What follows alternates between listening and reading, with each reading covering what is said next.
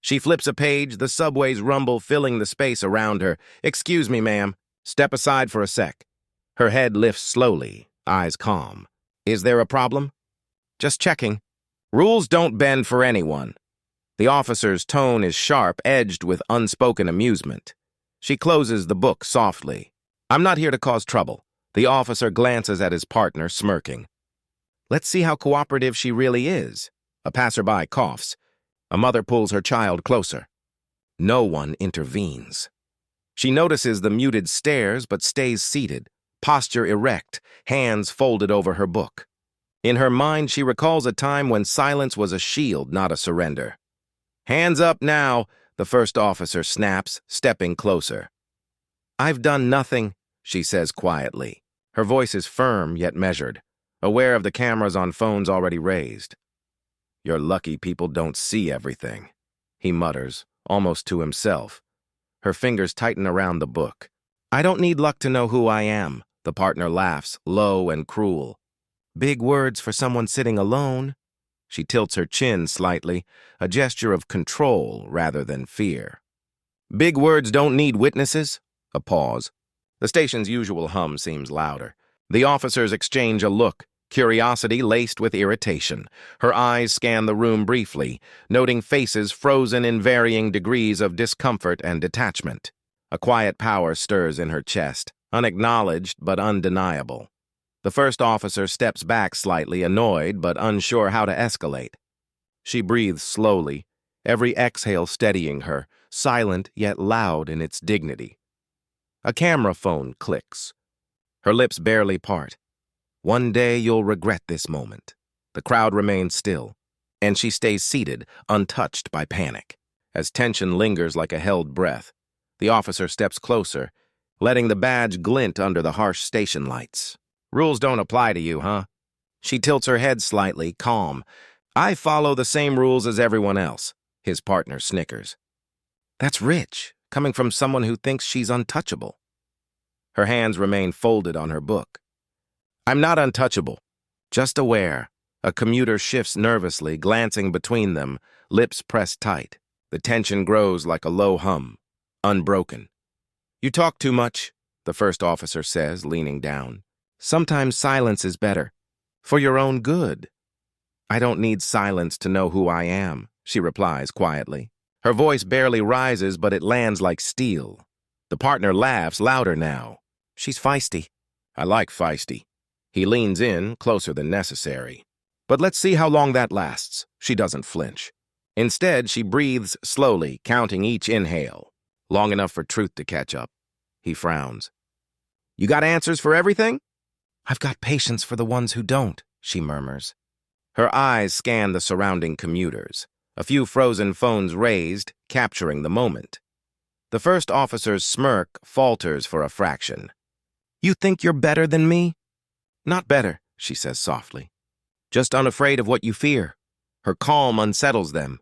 The partner shifts, unease creeping in. The first officer glances around, realizing the station feels smaller, their authority thinner. A brief silence falls. She closes her book deliberately, her gaze steady. "Remember this," she says, voice low. Arrogance always meets its mirror. They exchange a look, unsettled, unsure how to proceed. She remains seated, dignity unshaken, as the first echo of doubt flickers behind their eyes. The first snip cuts through the air, startling in its abruptness. "Hey, what the?" A bystander mutters, frozen mid-step. "Sit still," the officer sneers, dragging the scissors closer. She lifts her chin slightly, eyes unwavering.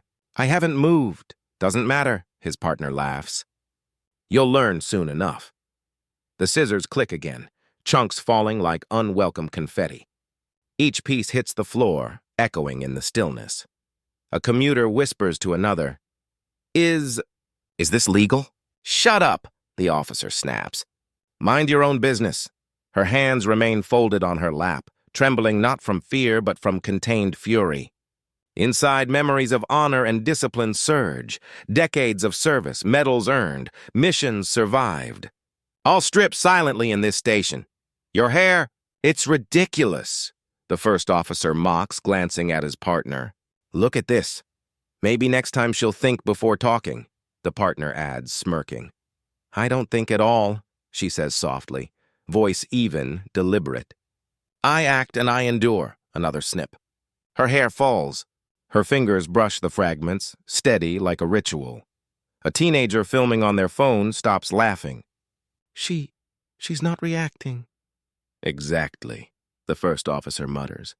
Frustration seeps in, replacing arrogance with tension. Enough, she says quietly, calm as a storm. One day, these small moments will come back to you. The scissors stop. The officers exchange a glance, uncertainty flickering behind their eyes. The crowd exhales, the paralyzed silence heavier than any confrontation. She sits, hair chopped but dignity intact, her quiet power filling the space the officers tried to dominate. The handcuffs bite at her wrists. Cold metal against warm skin, you think you can talk back? The first officer hisses, leaning close. She looks up slowly, calm. I don't think. I speak. The partner chuckles low and derisive. Speak all you want. No one's listening. A camera phone hums, recording every movement. The screen glows like silent witness. Quiet, the first officer snaps. Or we'll make it worse.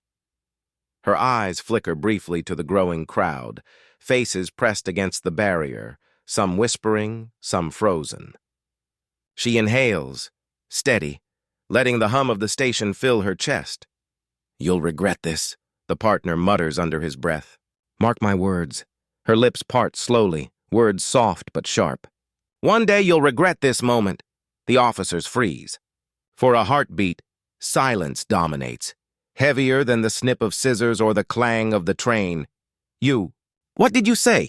The first officer stammers. I said what needed saying, she replies evenly, voice carrying a calm that unnerves. Not for you, but for everyone who watches.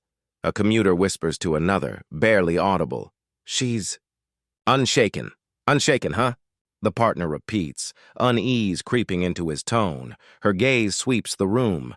Noting the tension shifting in subtle ways, shoulders stiffening, whispers multiplying, a few hands lowering cameras in awe. You think this changes anything? The first officer snaps, panic surfacing behind the anger. I think truth always finds its way, she murmurs. Calm, measured. Her quiet defiance resonates louder than any shout. The officers exchange a glance, shaken. The station's ambient noise grows, but her words hang like a weight in the air. No one moves first. The phone shakes in the teenager's grip. I'm recording this, the first officer notices. Hey, put that away. Do it, and everyone sees it, she says quietly, eyes locking onto his.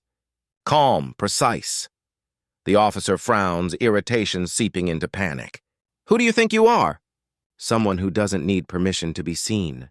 She replies softly, voice steady. The red light on the phone blinks, a quiet heartbeat. The partner mutters under his breath, This isn't happening. The crowd begins whispering, some pointing, others holding their own phones up. The hum of curiosity builds, like static electricity in the air. You're going to regret this, the first officer says, almost shaking. It's just a video, nothing more. The general leans back slightly, gaze unwavering. Nothing is just. Everything leaves a mark. A commuter steps forward. Shouldn't someone call? Quiet! The partner snaps. His voice cracks. The first officer runs a hand over his forehead, tension spreading like ink. The upload bar creeps forward. Seconds feel like hours. The phone vibrates lightly as the video sends into the world. Her voice is soft, almost inaudible. Truth travels faster than fear. The officer's smirks vanish. The first officer's hand twitches toward his badge, unsure if authority matters anymore. Someone murmurs behind them. This is going viral. Her eyes scan the crowd, noting small nods, small gestures of respect, some trembling hands lowering. The environment shifts. Fear and embarrassment creep into the oppressor's posture. Do you see? She whispers under her breath. Not to them, but to the truth itself. The first officer swallows, silence replacing mockery. His partner looks around helplessly, realizing the tide has turned. The camera keeps rolling. A clerk flips through yellowed files, fingers pausing over a folder labeled 2007, Case closed. Another one? The officer murmurs, leaning against the doorway. Yeah, the clerk says softly, eyes scanning the pages. Brutality reports. Ignored. Dismissed. Lost in the system. Just paperwork, the officer mutters, voice low, uneasy. Doesn't mean anything now, the clerk shakes their head. Doesn't mean anything until someone sees it, until someone remembers. In a corner, another officer whispers to a partner, "You think anyone outside knows about these?" "All buried. Who cares?" the partner replies, unease creeping into the edge of his words. It's done. Names forgotten, cases closed, the first officer glares, tension building. "Quiet, we don't talk about that." They were people, the clerk insists. Kids, mothers, veterans, all silenced so we could keep appearances. That's the truth hiding in these files. A faint echo of a past complaint drifts through the empty hallway. A mother's tearful voice, a boy's shaken admission, a soldier's rigid stance in uniform. Every single file tells the same story, the clerk adds. Ignored, forgotten, buried beneath our badges and policies. The officer swallows, the weight of the ignored past pressing against him. Maybe someone should look into it, carefully. Maybe, the clerk says, eyes steady. Or maybe the world will see it for itself. One video, one voice, one witness can expose all of it. Silence stretches. The papers rustle like whispered confessions. Names once erased begin to exist again, quietly, waiting to be remembered. Outside, the faint murmur of the subway station continues, oblivious yet connected. Somewhere, truth begins to stir, unstoppable. Gathering momentum beyond closed doors, a young officer passes the hallway, glancing at the files. "You knew her?" he asks quietly. "Did I know her?" The clerk replies, voice soft but steady. Everyone knows of her reputation in the ranks. Medals, campaigns, commendations. Yet here, she's just another name in a report. The young officer frowns. How does someone with all that experience get treated like this? The clerk leans back. Because they never looked. They saw skin, not service. Uniform, not courage. Outside the precinct, a photo on the bulletin board catches his attention. Her in full dress uniform, medals shining under the morning light. The young officer whispers, "I didn't know." "None of them did," the clerk says. "None of the people who laughed, who held scissors in their hands, knew." A senior officer approaches, glancing down at the files. "And now?" he asks, his voice quieter than usual. "Now," the clerk replies, eyes following the photo. Now the truth begins to surface. She doesn't need us to remind the world. The world will see eventually. And when they do, every laugh, every smirk, every callous hand will feel the weight of reality. The young officer nods, staring at her photo again. And she's still calm. She's always calm, the clerk says. That's her power. A room full of people with badges, guns, authority. She's calm. She doesn't need to shout. The silence of her presence is enough to unmask them. The young officer exhales, almost afraid to speak. I wish I'd seen it before. The clerk shakes their head. It's never too late to see. Just don't be part of the ones who ignore. Don't be part of the silence that protects them. The photo gleams under fluorescent light, her eyes sharp, unwavering. Outside, life continues, oblivious, but inside, the weight of respect begins to settle. The newsroom hums with urgency. A producer gestures at the screen. Play it again. Frame by frame. The cuts, the angles, they caught everything. The anchor leans forward, voice tight. It's going viral. Millions watching already. Hashtags trending, people marching. Outside, a reporter whispers into their phone. Downtown's filling fast. People aren't waiting for permission anymore. They want answers. Back at the precinct, a lieutenant slams a folder on the desk. We need a statement. Something, anything before it spirals. A junior officer shifts uncomfortably. Sir, social media, people aren't listening. It's already out. It's everywhere. Comments, shares, stories, they won't let it go. The lieutenant exhales. Draft something cold, procedural. Don't admit fault. Meanwhile, in a quiet office, the general's phone buzzes constantly. She watches streams of outrage, faces, voices. One post. Justice for her. Stop the abuse, end the silence. She murmurs softly, "They're waking up." Her assistant hesitates. "Ma'am, this is bigger than any of us imagined. The department, they've had years," she interrupts, calm but firm. "Years to act? Now it's out. The truth travels faster than excuses," a young reporter calls. "Are you okay?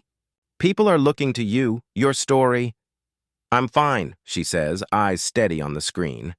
"I am. It's not me they fear. It's accountability, and that's louder than any denial."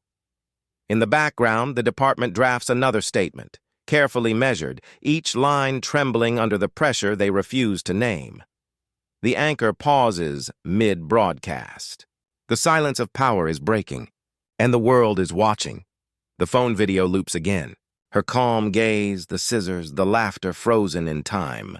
Each replay, each post, each hashtag is a heartbeat of justice, pulsing louder than any official line ever could. The locker room smells of sweat and cheap cologne. Officers lean against lockers, snickering. "Man, did you see her face? Priceless," one says, tossing a towel onto the bench. Another laughs, shaking his head. "Rules don't matter if you don't look like her, huh?" A third, quieter, glances down at his phone. Guys, people are posting this everywhere. Hashtags, videos." The first officer waves him off. "Relax, who's watching?" "We're untouchable." In a dim corner, the lieutenant rubs his temples. "You think this is funny, but it's spreading." "You're joking while the world records you," the second officer scoffs. "They're just words."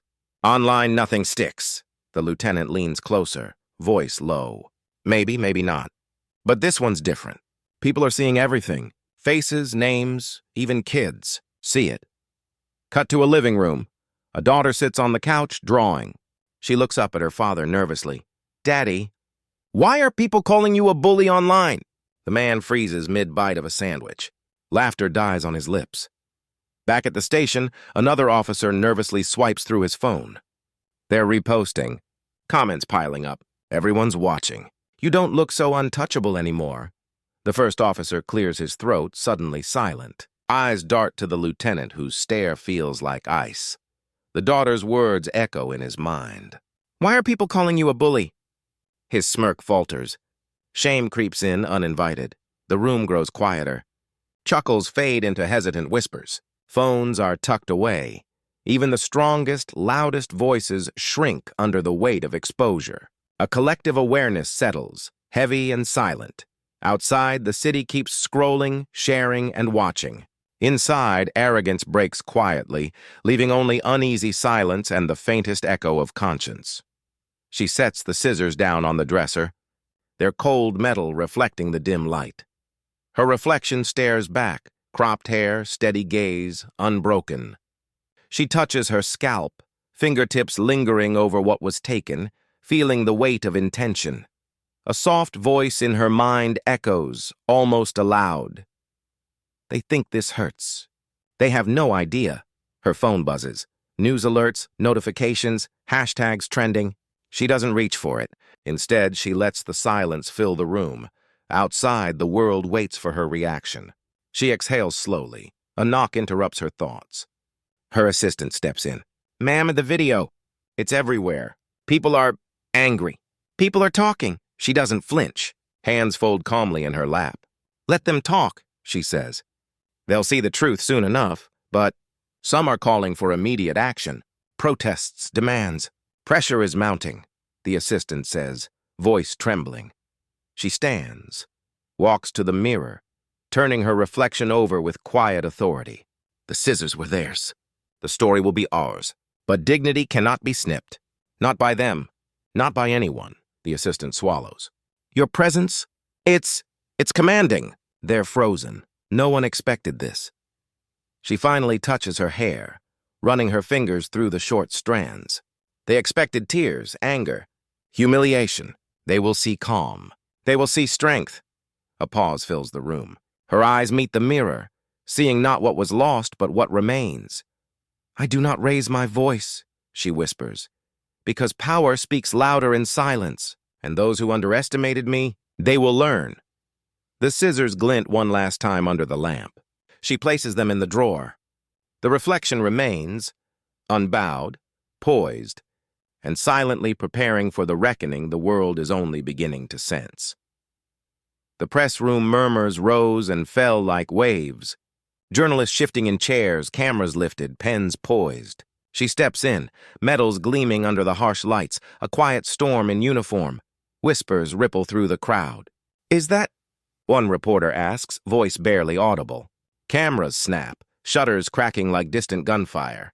An officer near the back stiffens, hands twitching. His smirk falters, replaced by a glance toward colleagues, all frozen, unprepared. You never said," he stammers, words tumbling in disbelief. She tilts her head slightly, eyes scanning the room, not threatening but undeniable. "You never asked," she replies, voice calm, controlled, each syllable precise. A junior reporter murmurs, She's the general. The stories. It's true?"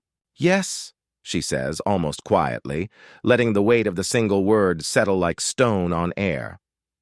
Another officer shifts nervously, avoiding eye contact. I thought, you thought what?" Her voice doesn't rise. It doesn't need to. The room leans forward, listening. That appearances define courage? That laughter can erase years of service? That a civilian's glance carries more power than medals? Silence stretches. Not a laugh, not a murmur, only the click of cameras and the careful breathing of those present. A reporter whispers to another, "She's unshakable." She steps further into the room, posture straight, presence undeniable. Every story buried, every complaint ignored. You laughed, and the world looked away. I did not. And still I stand. The officer's jaw tightens, shame creeping where arrogance once lived. Around him, others shift, unease replacing the bravado that once filled the space. The general's gaze sweeps the room, firm, unyielding. Cameras capture her stillness, reporters scribble, officers flinch. The silence she carries now speaks louder than any protest ever could. The chief shifts in his seat, eyes darting, fingers drumming nervously. His usual confidence falters. She's telling the truth, one officer mutters under his breath, barely audible. Another clears his throat. We overlooked her record. You didn't think, she interrupts, voice steady, measured, slicing through the tension. You laughed. You mocked. You ignored the years that earned respect. And yet here I am. The chief swallows hard. But it's complicated. No, she cuts him off, gaze unwavering. It's not complicated. It's simple. Justice isn't about complexity. It's about seeing, acknowledging, and respecting the person in front of you. He exhales shakily, lips trembling. I never realized. Never realized? Her voice is calm, quiet, but it carries the weight of decades. You mocked a woman, a soldier, a general. You thought arrogance was armor. It isn't. And now your armor is cracking. A younger officer looks down, murmuring to himself, We should have listened. We should have, yes, she says softly. Should have. But now silence speaks louder than excuses. Every glance, every twitch, every hesitation you feel, that is the weight of your own collapse. The truth you ignored has arrived. The chief bows his head, hands clenched. Sweat beads at his hairline. Stand, she says, not raising her voice. Stand and face it. Or shrink further under it. The choice is yours. The room is heavy with unspoken admissions. Colleagues avert eyes. The chief trembles. No words left. She turns slightly, scanning the room, unshaken, letting their silence confirm her point. And in that silence, the once loud men feel the gravity of everything they dismissed. The hall is tense, air thick with hesitation. The young cadet steps forward, hand rising, eyes fixed. Sir, he says, voice wavering. Ma'am, may I? She nods slightly, expression calm, unyielding. Other cadets glance around, uncertain. Then another voice breaks the silence. We follow? Yes, she replies softly, letting each word settle. Follow the truth. Not me. A ripple moves through the room. Officers straighten, chins lifting, shoulders stiff. Those who mocked, who laughed, who whispered cruel jokes.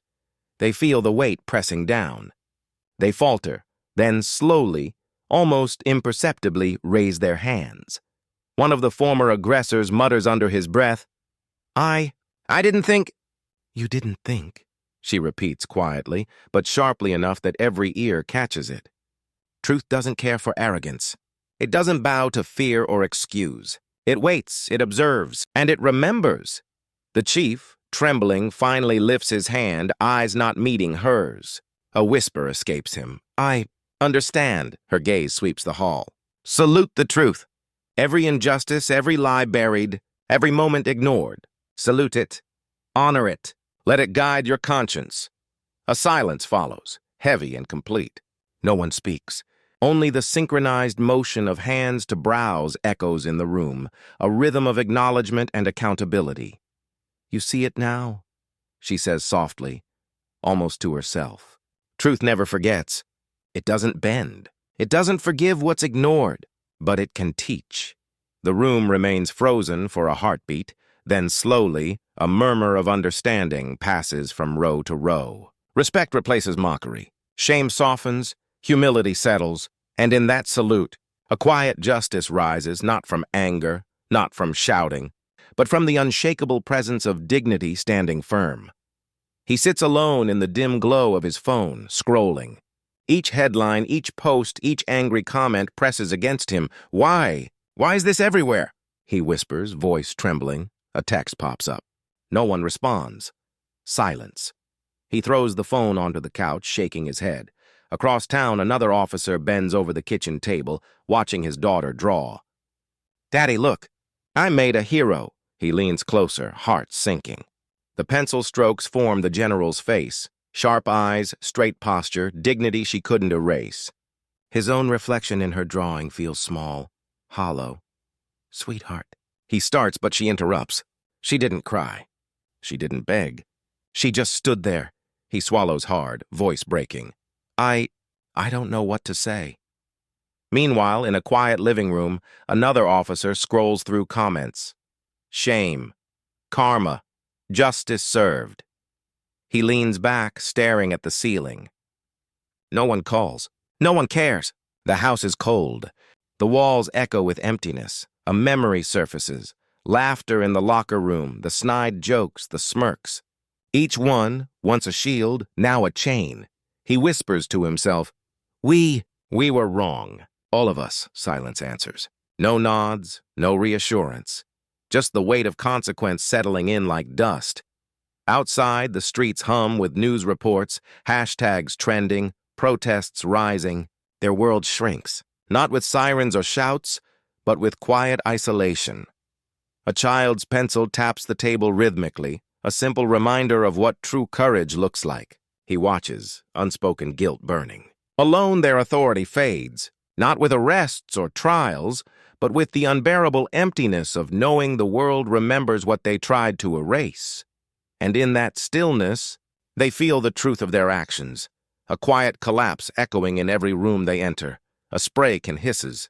A young artist steps back, surveying the mural. Her face is fierce, eyes steady, shoulders squared.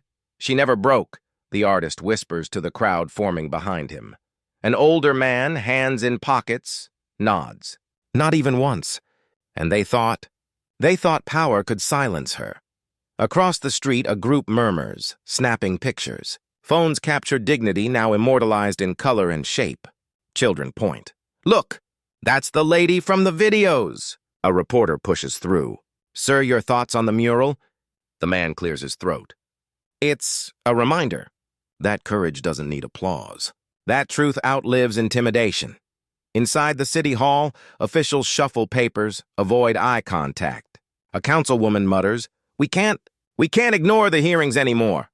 Another voice tight with nerves.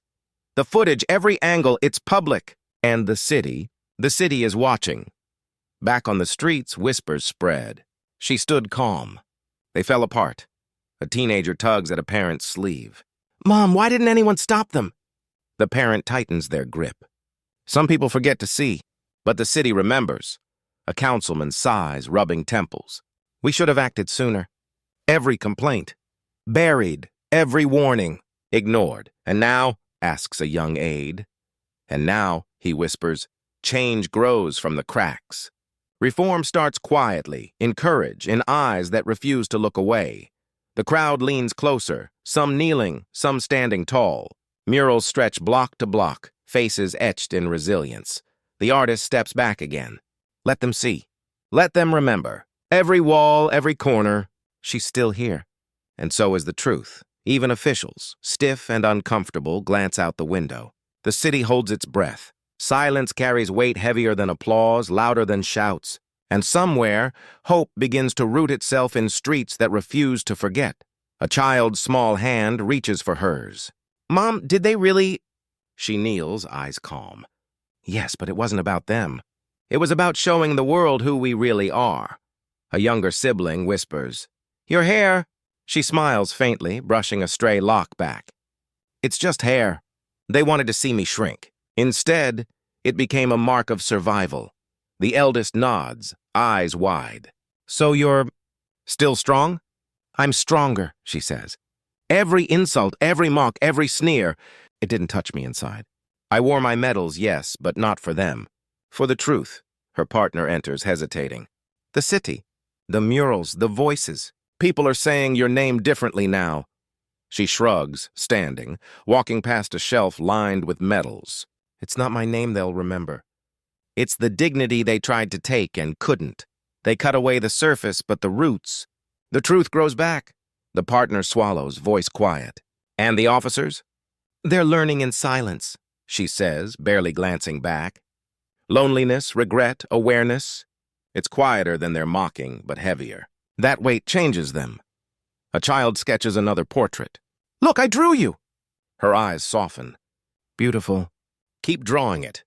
Let the story grow. Let the courage spread." In the background, a news report murmurs from the living room. Officials stumble over words, policies shifting, hearts exposed. "Reform is inevitable," she murmurs, more to herself than anyone else. The family falls into a quiet rhythm. Laughter is sparse, careful, but present. Shadows of mockery fade in the sunlight streaming through the window. She glances at her reflection in a polished surface, short hair gleaming, medals catching the light. "They tried to strip away my dignity," she whispers. Instead, they cut open the truth, and truth grows back stronger. Silence follows. Not empty, not broken, alive, rooted, unyielding.